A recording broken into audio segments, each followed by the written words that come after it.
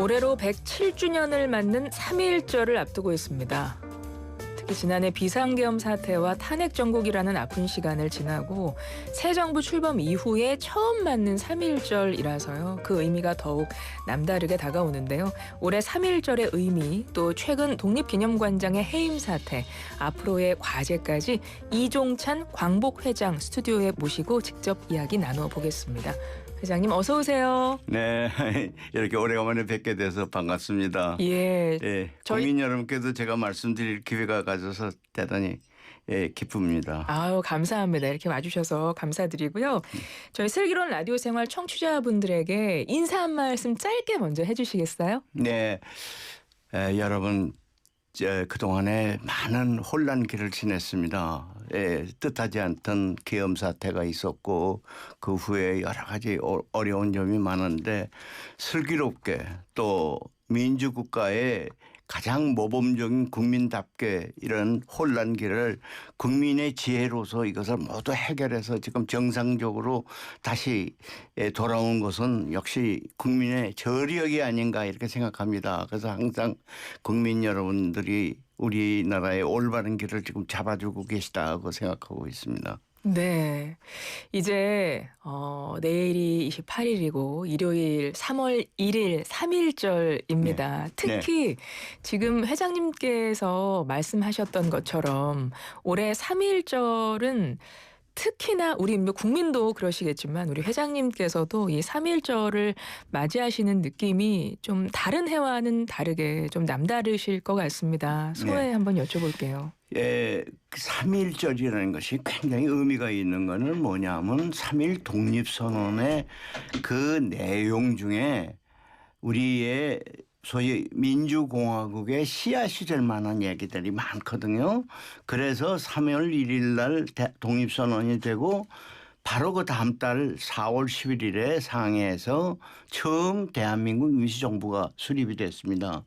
대한민국 임시정부의 헌장을 보면 제1조가 민주공화정으로 한다는 것이 나왔어요. 그런데 그 전까지는 뭐 독립운동을 했다고 그러지만 전부 이게 독립운동을 해서 어떤 방향으로 가느냐에 대한 혼란스러운 점이 많았습니다. 어떤 사람은 왕정으로 복구한다는 말도 있었고 또 어떤 사람은 민주공화정으로 가야 된다고 했고 그 서로 엇갈려 있었는데 이 3.1 독립선언과 그 다음 달에 있었던 임시정부 그 헌장에 의해서 우리는 이제는 민주공화정 이게 벗어날 수가 없다. 이것이 아주 확정됐어요. 이게 1948년에 대한민국 정부가 수립될 때 재헌헌법에서도 그대로 그래서 우리가 지금 쓰는 헌법에도 제1조는 민주공화국입니다. 그러니까 이게 시초가 그때부터 있었다는 것이 하나의 시원이 되는 거죠.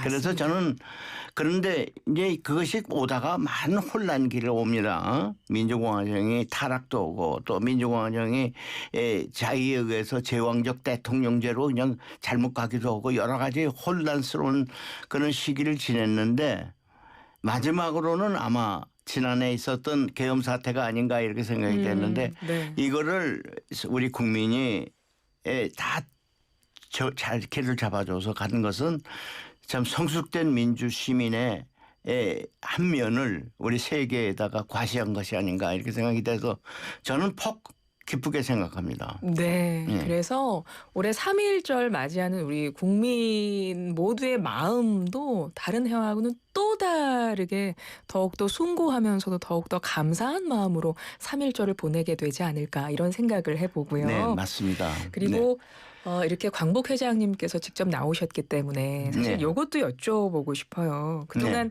그러니까 뉴라이트 역사관 지적받았던 김형석 전 독립기념관장 최근 해임 결정이 내려졌는데 사실 우리 회장님께서는 여러 번 사퇴를 촉구하셨었어요. 저는 사실 김형석 관장 뭐 개인적으로 무슨 감정 있는 것은 없고 그분이 독립기념관장으로는 맞지 않다 이렇게 생각을 했습니다. 왜 그러냐면요. 우리나라가 일관되게 1910년에 일본이 우리를 병합하지 않았어요. 우리 외교에 있어서 제일 기본이 뭐냐 하면은 1910년에 맺은 합병조약 이거는 원천적 무효다 이거예요. 네. 원천적으로. 그러면 원천적 무효라는 말은 체결할 당시부터 이건 무효였다. 왜냐 불법적으로 군을 동원해서 강제적으로 맺은 조약이기 때문에 이거는 원천적으로 무효다. 그러니까 이게 무효라면은 일제가 우리를 지배하는 그 시기 모두가 무효입니다. 아. 말하자면 강요된 지배였습니다. 그러니까 이것이 우리의 일관된 역사관인데 대한민국의 정체성인데 말하자면은 그분은 뭐라고 그러냐면 일제는 그 당연히 있었던 거고 그 당시에는 우리 국민은 모두 일본 국민이다 이렇게 잘못 해석을 하고 있어요. 그건 잘못입니다. 더군다나 독립기관장은 우리나라에 말하자면 독립에 대한 모든 것에 가장 모범적이고 앞서가는 생각을 해야 될 텐데 일제는 당연하다 그러면은 벌써 그 말바타가 이게 일제 독립운동을 폄하하게 되니까 이거 아니지 않습니까? 그래서 저는 처음부터 당신은 역사학자라고 얘기를 하지만은 나는 독립기념관장으로 안 맞다. 그러니까 딴 데 가서 장로로 서시지 독립기념관장은 안 들어오는 게 좋겠다고 제가 심사위원 때 그런 얘기를 했습니다. 네. 근데 어떤 선을 탔는지 하여튼 독립기념관장이 되더군요. 예, 그래서 최근에 해임 결정이 내려졌습니다. 그리고 독립기념관은 독립운동의 성지이면서 예. 사실은 교육의 장이기 때문에 맞습니다. 어떤 분이 독립기념관장을 하는지도 굉장히 중요한 것 같아요. 중요합니다. 그래서 아주 이번에도 중요합니다. 해임 네. 결정이 내려진 걸 네. 텐데 그래서 여쭤보고 싶은 것이 그러면 어떤 분이 네. 이제 독립기념관장으로 음. 와야 된다고 생각하시는지 이제 그것 제가 여쭤볼 것이고요. 예. 그 과정 속에서 이 광복회에서 이제 그 절차를 이제 진행하실 텐데 예. 어떤 부분을 가장 중점적으로 생각하실 건지 두 예. 가지 여쭤보겠습니다. 그 광복회에서는 뭐 절차는요.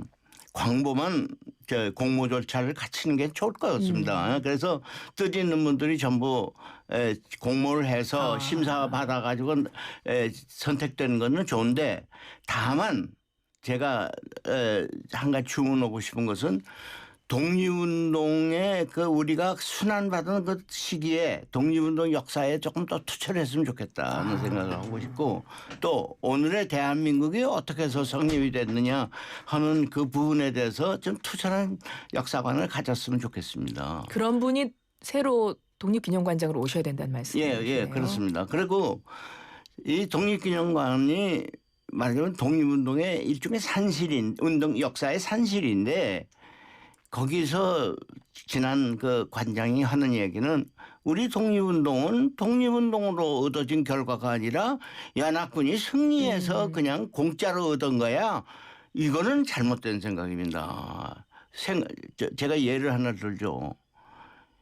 아니 연합군이 유럽에 상륙할 때 어디 프랑스 군인만 참전 프랑스군은 그 당시에 나치스 지배하에 있었기 때문에 군 자체가 없었습니다. 그랬는데 상륙을 해서 드골 장군이 마치 파리를 해방된 것처럼 얘기를 하고 있거든요. 지금 파리에 가보면 프랑스군이 프랑스를 해방을 했다고 그러지 연합군이 해방됐다는 말을 잘 안 해요. 이게 선진국의 갖는 하나의 권위입니다. 네. 그러니까 우리나라도 독립운동이 부단히 해서 그 독립운동의 결과로 카이로 선언을 했고 그 카이로 선언이 우리 독립의 하나의 기초가 됐다 이렇게 얘기하는 것이 정확한 얘기입니다. 그런데 그런 얘기를 부인하고 아니 연합군이 승리해서 원자탄 터뜨려서 일본이 항복했기 때문에 우리가 해방됐다. 광복을 찾았다. 이거는 굉장히 속물적인 얘기입니다. 역사를 모르는 얘기예요. 독립운동사에서 그 많은 사람이 피 흘려 싸우는 것을 말 한마디로 전부 좀 지워버리는 그런 잘못된 생각을 하고 있기 때문에 저는 그 사람을 얘기를 할 때 당신은 피로 쓴 역사를 혀로 지우려고 한다 이렇게 얘기를 했던 겁니다. 그래서 독립기념관장이 될 사람은 피로 쓴 역사를 정말 올바르게 지키고 이것을 더욱더 심도 있게 연구하는 것이 가장 제1조라고 생각합니다. 네, 지금 이 방송 듣고 계시는 국민들도 다 공감하실 거라고 생각을 하고 그래서 혹시 머릿속에 떠오르는 분이 계신가요? 저는 뭐 누구라도 좋습니다. 그리고 그분이 훌륭한 분이라면 제가 그분에서 좀 배우고 싶었습니다. 네. 네. 아직까지도 우리 사회에서 이 뉴라이트 논란이 반복되고 있는 것 같아요. 앞서 말씀하셨지만 가장 심각한 부분은 식민지 근대화론입니다. 지금 그런 네. 이야기들을 이제 하고 있는 것이 이제 뉴라이트라고 우리가 이제 명칭을 하는데 이제 뉴라이트라던가 아니면 완전한 친일 청산을 위해서 앞으로 광복회에서 어떤 좀 구체적인 계획 갖고 계실까요? 저는 뉴라이트가 뭔지는 모르지만은 뉴라이트 아니니까 우익이라는 그쵸. 뜻입니다. 네. 그런데 원래 우익이라는 것은 내셔널리스트들이 모여든 것을 우익이라고 그러고 또 진보적인 것은 예를 들면 사회주의적 성향을 가진 사람들이 대개 네. 이게 국제주의거든요. 네. 그런데 우리나라는 이상하게요. 라이트 그러면 일본을 이렇게 가깝게 생각하고 있는 그런 사람들의 부류가 돼버렸어요. 그러니까 거꾸로 된 거죠. 내셔널리즘이 거꾸로 된 거예요. 그랬는데 더하고 어려운 것은 뭐냐. 많은 사람으로부터 그것이 비판을 받으니까 지하로 숨어버렸어요. 그래서 뉴라이트 당신 뉴라이트 아니요? 그러면 맞습니다 하는 사람이 하나도 없어요. 그러니까 뉴라이트는 어떤 면에서는 우리나라에서 존재하지 않는 뭐 있는데 다 뉴라이트예요. 그러니까 제가 혹평을 했어요. 이건 마치 일제 때 밀정과 비슷하다. 왜냐? 밀정이 자기가 밀정이라는 사람은 하나도 없거든요. 그러니까 다 전부 숨어버렸거든요. 그러니까 제가 좀 가혹한 평가지만 뉴라이트는 밀정과 같다 얘기를 하는데 저는 뉴라이트가 내가 뉴라이트다. 내 생각은 이렇다 하고 분명히 밝히고 좀 나왔으면 좋겠어요. 그러면 우리가 논쟁이라도 할 수가 있잖아요.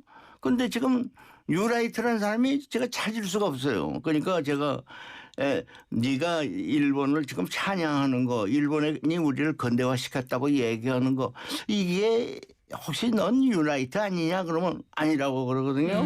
네, 그러니까 네. 혼동이 가고 있습니다. 솔직하게 얘기해서. 그런데 우리 내에 이런 분이 있어요. 일본이 우리 근대화에 도움이 됐다.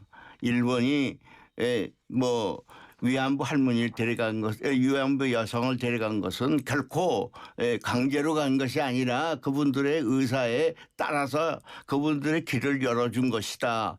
뭐 일제 때 강제 연행한 것은 없고 광산에 취직하러 보냈다.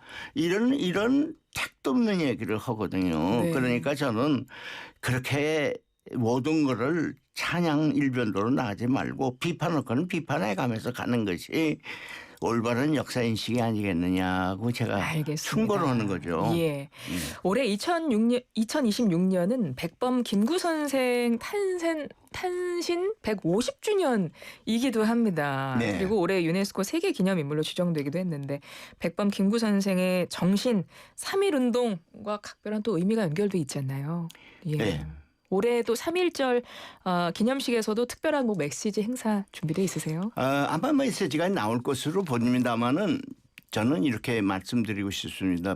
백범 선생을 유네스코에서 백범 해로 김구의 해로 지정한 것은 그분이 독립운동을 했다. 뭐 강력한 항일 투쟁을 했다. 이게 이제 조건이 아니라 그분이 마지막으로 하신 말씀이 있어요. 뭐냐. 우리나라를 남의 나라가 존경받을 수 있는 그런 높은 문화를 가진 그런 나라가 됐으면 좋겠다는 그 말이 유네스코의 정신에 딱 맞기 때문에 유네스코에서 김구의 해로 지정한 거거든요. 그런데 그렇기 때문에 저는 독립운동을 여기다 연결시키면 오히려 이거는 해석을 잘못한 것이니까 우리가 앞으로 우리나라의 지금 문화가 얼마나 지금 난리입니까? 네, 그렇죠. 저 광화문에서 방탄소년단 연주한다고 그러니까 세계적인 문화 강국이 됐죠. 그 일대가 지금 여관 잡기가 어렵게 맞아요. 만들어놨어요. 맞습니다. 그러니까 그만한 생각이고 오늘 아침 신문 보니까 박찬호 감독이 깐느 영화제 위원장이 됐단 말이죠. 예.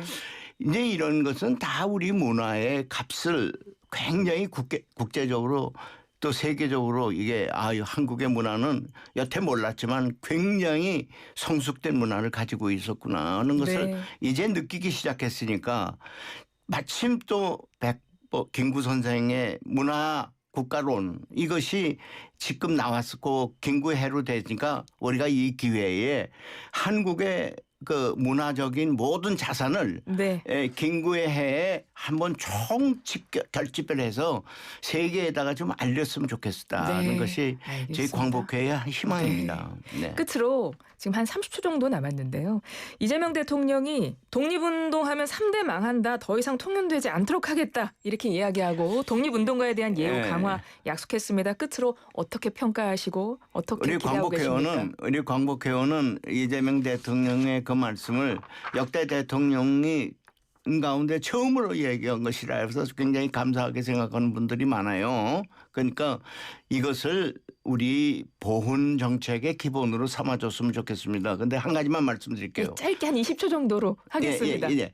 그래서 우리 보훈이 이제 유신 때 스톱된 법을 아직도 지금 풀어주질 않고 있는 정도로 우리 무시하고 있었습니다. 그러니까 이 기회에 대통령의 말씀을 따라서 정말 3대가 망하지 않고 3대가 정말 명예롭게 생활할 수 있는 그런 분위기를 만들어 주시기 바랍니다. 부탁합니다. 지금까지 이종찬 광복회장이었습니다. 고맙습니다. 고맙습니다.